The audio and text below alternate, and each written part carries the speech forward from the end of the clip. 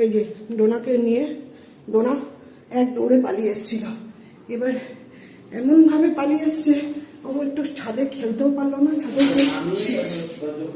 ছাদে নিয়ে গেছিলাম, মানে ও চলে এসেছিল, আমি নিয়ে যাইনি। আমি ছাদ বাগানে কাজ করছি, আর ও কি করেছে, ও দৌড়ে দরজা থেকে বাইরে বেরিয়ে গেছে। এবার ওকে নিয়ে যাওয়া হয়েছিল, ও যে একটু খেলবে তার কোনো উপায় নেই। ওর মামনি এত বিরক্ত করছে, এত কামড়াকামড়ি করছে। কামড়ায় না, ওটা ভালোবাসার জন্য হয়তো, আবার বলা যায় না, হিংসাও হতে পারে। ও তো কোনোদিন কাউকে দেখেনি, এখন ভাবে এরা কেন আমাদের এখানটায় আসবে, আমি তো থাকি এখানে, এসবও ভাবতে পারে, জানি না কিছু। কিন্তু ওর জন্য একটু খেলতেও পারলো। এখন ওকে নিয়ে আমি নিচে চলে এসেছি, ওরা যেখানে থাকে। এই যে আরগুলো সব মুখ বাড়িয়ে এখান দিয়ে দাঁড়িয়ে রয়েছে, সব কটা মুখ বাড়িয়ে রয়েছে, ওই যে মুখ বার করে রয়েছে। এবার ওকে আমি ছাড়বো, ছেড়ে সবার কাছে যাবো। চলো চলো চলো চলো, ঢুকো ঢুকো ঢুকো ঢুকো ঢুকো।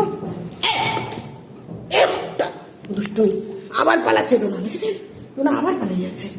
ওকে ছেড়ে দরজা খুলবো, ও তো নিজেই পালাচ্ছে, পালিয়ে যাচ্ছে।